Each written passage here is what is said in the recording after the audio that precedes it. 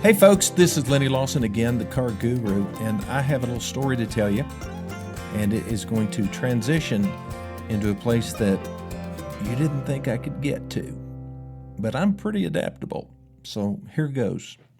So way back in 2000, probably 2004, my parents put their heads together and put a lot of money together, and they wanted to take my brother's family.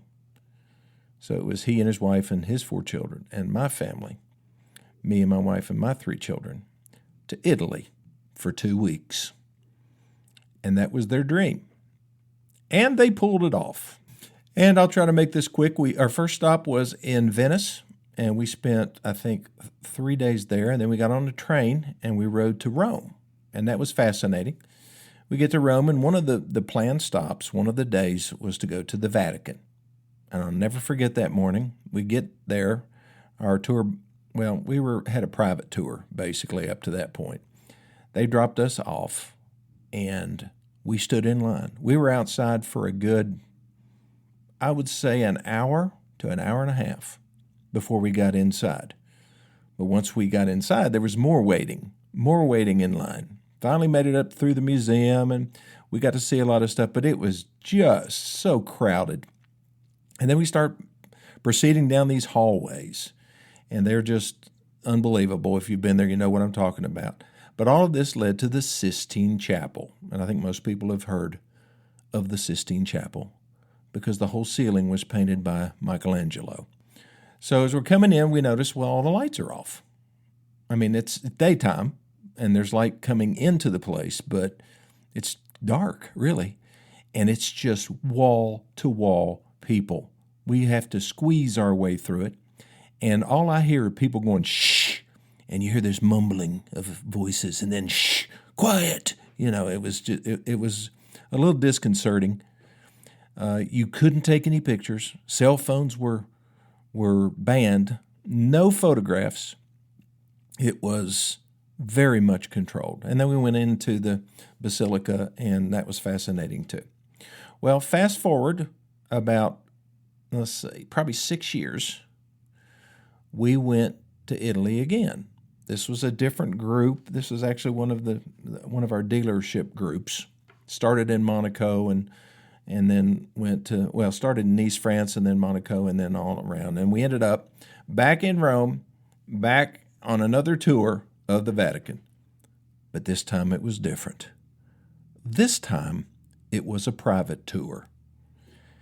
I don't have any idea how much they paid for this, but it was way better because when they let us out, all the crowds were gone. This was after hours, but we went straight in, went up the escalator, went through the museum pretty quickly, and just really we were on our own, and we all proceeded to the Sistine Chapel. We walk into the Sistine Chapel. The lights are on. There's people in there, probably, I don't know, 30 people.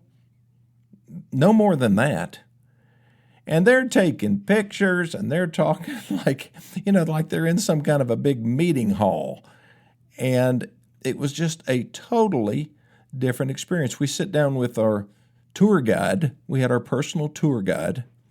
And we just all sat there and looked up.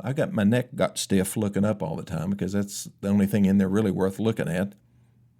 And she told us the story just went all the way through all the tapestries and all the paintings and all that stuff and what all these different sections meant. And it was just so much better, with that degree of personal attention, the information that was provided.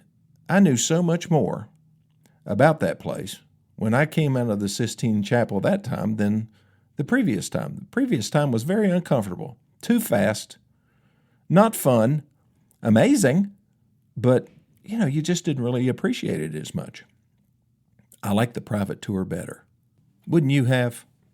Wouldn't you have enjoyed the freedom and the flexibility and be able to take pictures? I was just looking at my computer. What made me think about this is one of my screenshots.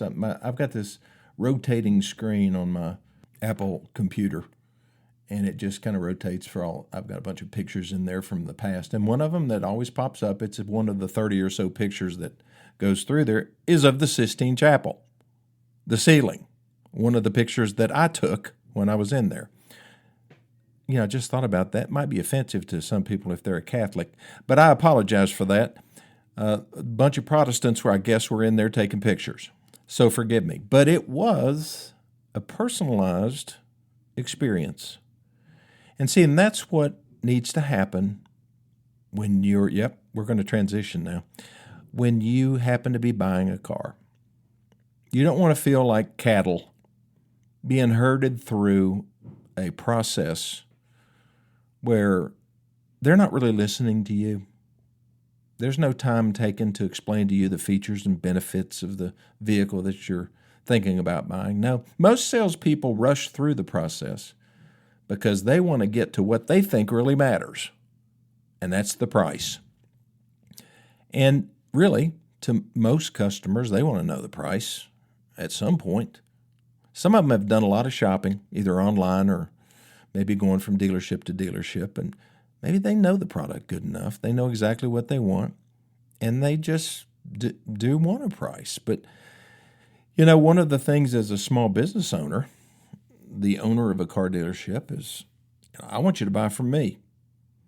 And how do I make sure that happens? If you've shopped at 4 or 5 other dealerships and been online, you've got no loyalty to me. You don't know me. How am I going to make you want to do business with me? Well, that's one of the things that I try to educate my salespeople. I was talking to one of my newest members of our sales team, and before he came to work for us, he had a mowing business. Before that, 3 different jobs before that, he was working in a factory. Now, which one of those jobs are, between working in a factory and mowing yards is the closest to selling cars? Well, neither one of them are really close, except as a lawn person, he had to go from many times door to door and solicit business. Hey, you need your yard mowed? It's a sales job, right? And that has to happen in order for his business to grow. But he said he had so much competition that he just decided it was just too hard to make money. Well, at that point, I felt obligated to let him in on a little secret. There's a lot of competition in the car business. Don't think that you're getting away from that, because you're not. And so you're going to have to figure out a way to differentiate yourself from every other salesperson that's out there. Now, hopefully, if you've purchased a car, well, most of you have, I'm sure, but when you purchase a vehicle, you either purchase it from somebody you know, somebody who's maybe even a good friend, or a total stranger. And, of course, you feel a lot more comfortable hopefully with people that you know, or somebody that's a friend. Total stranger, they're at a disadvantage at the get-go. So how do they become a friend? How do they become somebody that you, as a buyer, respect? That's the point that I had to get across to him, and I'll share that with you here in just a minute.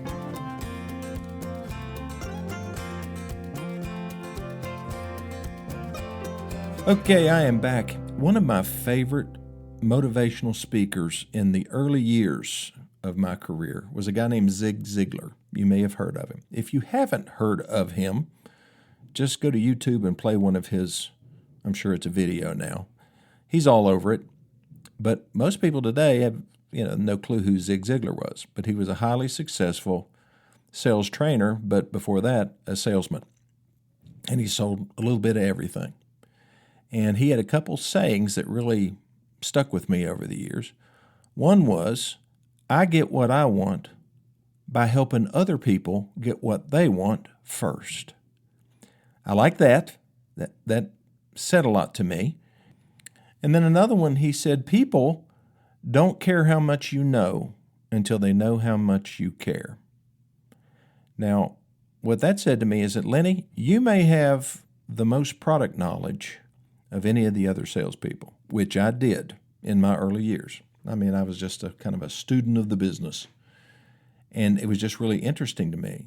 I was not a good salesperson because I didn't have a clue what to say when certain, the customer says, well, I'm going to go home and think about it. I had no idea what to say. Or, I don't like that color. we learn in the car business how to address those complaints or those positions that the customer is taking. But I didn't have that skill, but I did know everything about everything as far as the cars were concerned. And my sales manager at the time said, Lenny, you're missing the boat here. You're not closing deals because you're just spewing a bunch of information and you don't even know if it's important to the customer. And I said, you got a point there. And so I quit acting like a know-it-all when it came to the product, and I started asking questions first. I want to know what was important to the customer. What features and benefits were they looking for? What were they trying to accomplish? One of the things that I preach on this radio show is that the average customer needs to go home and think about it. One of my salespeople at the dealership listened to one of my podcasts, and he said, how come you tell people that? We want them to buy today, don't we? And I responded, well, yes, it would be great for them to buy today if they're ready. If they have done all the research that they need to do, they feel comfortable with the transaction, they like you, they like the dealership, they like everything going and coming. And if they're ready to say yes, then absolutely. Why postpone it? But sometimes people just don't feel that way, and I think that it's incumbent upon us to open that door for them. Say, yeah, it's fine. Go think about it. It's a big decision. If I was thinking about buying a car and wasn't 100% sure, or at least 90% sure, I probably wouldn't pull the trigger. And I think what that does for people, they relax. They say, wow, okay, haven't heard that from anybody. And more than likely, when they go home and they do think about it, they're going to come back and buy the car from you. It doesn't always happen. Maybe they go shopping some more. People are different, right? But salespeople have to understand that it's that personal touch. It's taking your time. It's slowing down. They'll enjoy the experience more. They'll respect you more, just like I did at the Vatican. I enjoyed the Sistine Chapel the second time. The first time was kind of stressful. It was too fast. It was too dark. I wanted to take pictures, and they wouldn't let you. And you know why they wouldn't let you take pictures? Because the Japanese government, the Japanese government paid to have the Sistine Chapel ceiling restored. And because of that, they owned the rights to any photographs taken of the Sistine Chapel. As a matter of fact, they left one little corner in the Sistine Chapel unrestored, so you could see how bad it was before they restored it. I took pictures of that too the second time. So yeah, if you're a new salesperson, I don't care if you're selling sewing machines or furniture or washing machines or vacuum cleaners door to door or cars, you have to approach every customer just about the same way. You have to sell yourself first. You sell your business second. You sell your product third. And then you ask for the business because you've earned the right to ask for the business at that point. I mean, it's okay to look at somebody and say, are you ready to do this today? I mean, that's not offensive, is it? It's on the buyer, and I encourage people, if they are ready to do it today, do it today. If you're not, then go home and think about it. If there's any uncertainties, can we really afford this? Does this really fit our needs? I mean, should we really be buying an SUV when a minivan would work better? Or should we really be buying a four-door car instead of this two-door Mustang? I mean, as far as our lifestyle is concerned, yeah, the Mustang would be cool. It'd be fun, but would we get tired of it? It's possible. If you don't have those decisions made and you haven't gone through that thought process, then absolutely don't buy the car today. But what you never want to do is let some salesperson push you or some manager. I mean, if he can't close the deal, a lot of stores, the manager will come over and talk to you. Then if he can't close the deal, here comes another manager. They just keep throwing bodies at you until you say yes. And really, until you tell them to stop, they're just going to keep doing that. And they're just going to keep throwing argument after argument in favor of you taking the car home today. If you're in that kind of a situation, that kind of a store, you're the ones that can put the brakes on that. You're the only one. Say, folks, I'm done. I really don't want to hear anymore. I'm not buying the car today. I'm going to go home and think about it. Matter of fact, if you send somebody else out to try to close me today, I won't be back. Sometimes it gets ridiculous. You all have been there. You've seen it. And so anyway, if one of my salespeople listens to my radio program, they're going to hear me say things that are much more on the side of the consumer than on the side of a salesperson who needs to sell a car to feed his family. And, customers, they can smell that desperation. They can see it, they can smell it, and they don't like it. They'll walk away from it unless they just cannot get away from the pressure. They'll just allow themselves to be pushed. So don't do that. Be strong. Get a copy of the My Car Guru guidebook. It'll help you. It gives you, it empowers you to say the things that need to be said to get these yahoos off your back. When you're out there, you're just looking at cars. You're not ready to buy a car yet.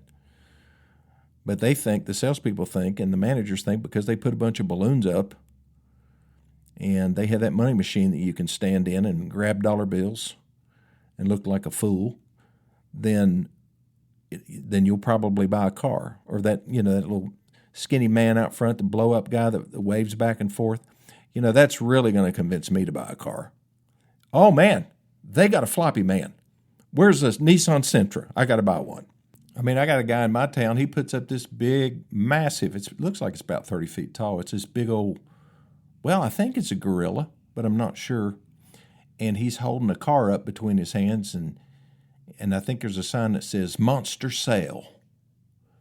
Yep, that's going to do it for me too. You may remember Cal Worthington. You ever heard of that name? Well, he was one of the first dealers in the country to do crazy stuff. Cal Worthington had a pet. His name was Spot. It was an elephant. And he would ride it around the lot, and he's dressed up in a cowboy suit, and he had the craziest commercials, and people would go in there just to see Cal Worthington act crazy, and then they would succumb to the pressure, and he was a very successful dealer. Long gone now, but a lot of those sales tactics are still there. A lot of people think, a car dealership should be a circus atmosphere. Really? Should it be? I think that's one of the reasons why companies like CarMax, and they're struggling right now, but CarMax, Carvana, a lot of the ones, they have creative advertising, but they just don't do crazy things in the business itself. It's not a carnival. It's a car dealership. You're there to buy a car. Yeah, it's more complicated than ordering something on Amazon, but it doesn't have to be this pressure cooker and where customers feel like they just got to do something right now. Just push them through. Doesn't have to be that way. Okay, I'll be right back.